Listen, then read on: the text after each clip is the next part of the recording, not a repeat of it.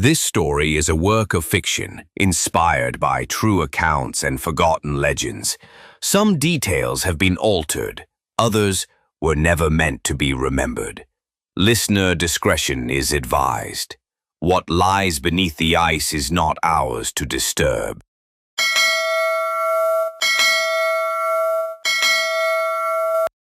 They warned me about the Drake Passage, said no man crossed it unchanged.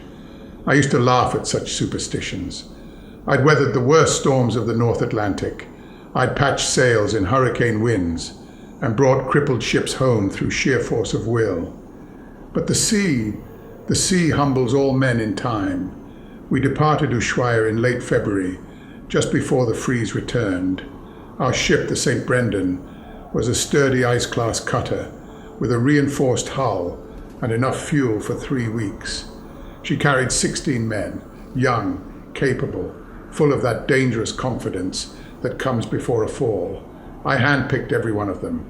Our mission was ambitious, to become the first private expedition to cross the Drake Passage into the Antarctic Peninsula during the transition into autumn.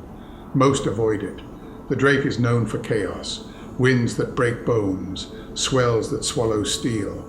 But for those who succeed, there's glory, and I have always chased glory. The first 3 days were harsh but manageable. Winds at our back, ice floes sparse and well mapped. The crew sang, joked, and believed in the mission. On the 4th day, the water temperature dropped sharply. We saw the first signs of trouble. Thin layers of sea ice formed during the night. Nothing serious, yet. On the 6th night, the temperature plunged below minus 30 degrees Celsius. The wind shifted, turning south. The sea around us glazed over like a closing eye. By morning, the Brendan was encased in frozen grip. We were trapped. We attempted to break free. Engines screamed, steel groaned. But the ice was unyielding. No passage forward, no way back. Worse, the sky darkened unnaturally fast. By dusk, a storm set in, not a storm like I'd seen before. It howled, not just through the sails, but in our very bones. Snow came sideways, then upwards, then in spirals. The compass spun in place. We lost all orientation. 2 days passed with no sun, no stars, only the relentless, suffocating white. The men began to unravel.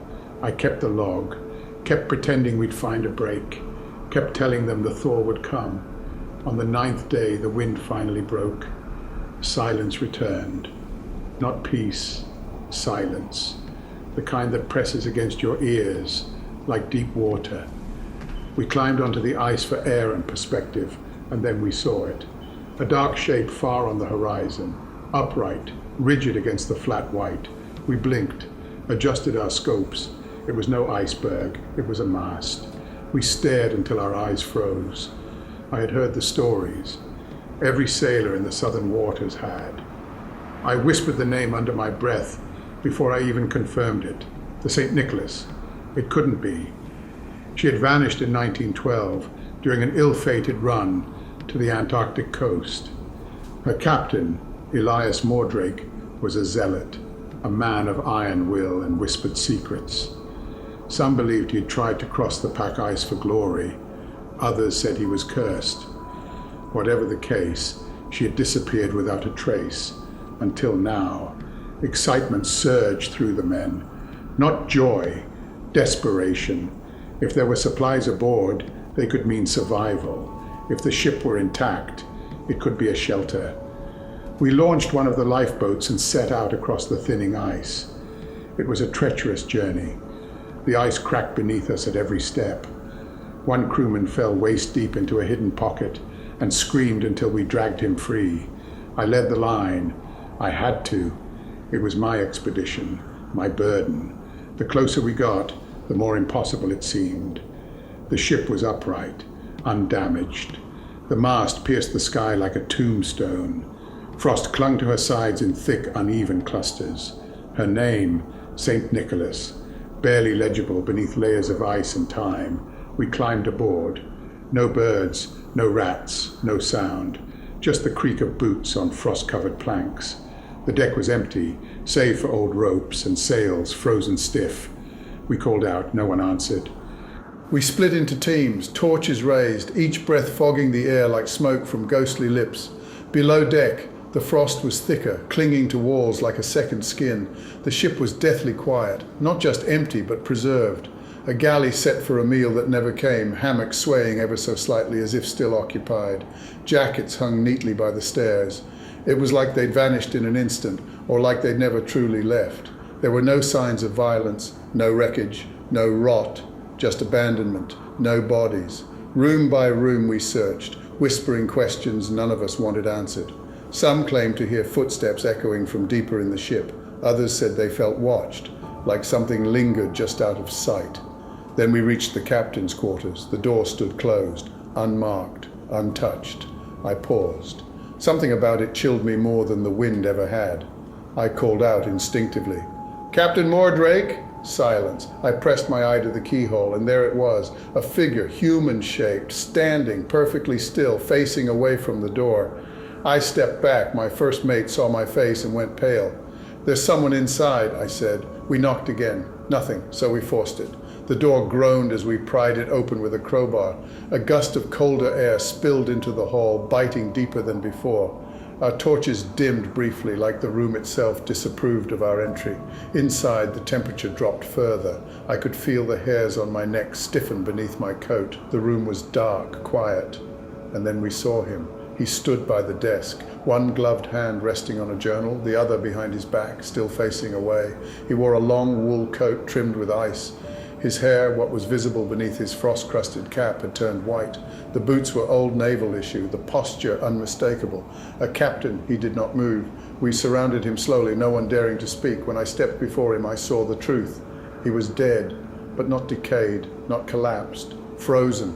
He had been flash frozen, preserved in perfect stillness, as if the moment of his death had never truly passed. His eyes were open, cloudy, staring into eternity, his jaw slightly parted as if trying to speak a final word. He had been like that for decades. One of the crew whispered, "It's him, it's Mordrake." I didn't correct him. We all knew. Every sailor in the South knew the stories of Elias Mordrake, his obsession with time, his fear of dying forgotten. Some said he believed the cold could preserve the soul, that if he died here where time moved differently, he'd be remembered forever. On the desk beneath his frozen hand lay his final logbook, open to one last entry. "The storm does not pass. The ice will not break. My men have vanished or become part of it. I remain. I must remain. The sea took the others, but I will stay. The cold remembers. I have become still. Time has ended." We said nothing. Some made the sign of the cross. One man dropped to his knees and wept. We left the room quietly, closing the door behind us. That night we stayed aboard the St. Nicholas. The Brendan was too far across unstable ice, and night had fallen again. No one slept. We heard creaks from the upper deck, faint footsteps pacing above. One man swore he heard whispering in the walls, his name spoken in a rasping voice. Another saw lights dancing in the portholes, though no lanterns had been lit. I didn't speak. I didn't sleep. I simply stared out into the dark, watching frost form on the inside of the glass, writing patterns like ancient letters. At dawn, the ice had shifted. The path back to our ship was clear. We took nothing from the Nicholas, not food, not charts, not tools. Whatever had happened there, it wanted to stay. As we left, I looked back once more. The ship stood tall, proud even in silence, a monument to obsession or madness, or maybe just the cruelty of the sea. The door to the captain's quarters, though we had sealed it, now hung open. Empty. We made it back to the Brendan, and a week later, by miracle or mercy, the ice released us. We returned home, hailed as survivors, pioneers. But I did not speak of what we saw. Not then, not until now. Because even now I hear the creak of floorboards. I see the frost gathering corners that should be warm. I dream of frozen eyes locked onto mine, and a voice whispering from the white, "Time has ended." The Drake Passage doesn't just break ships. It remembers, and it waits.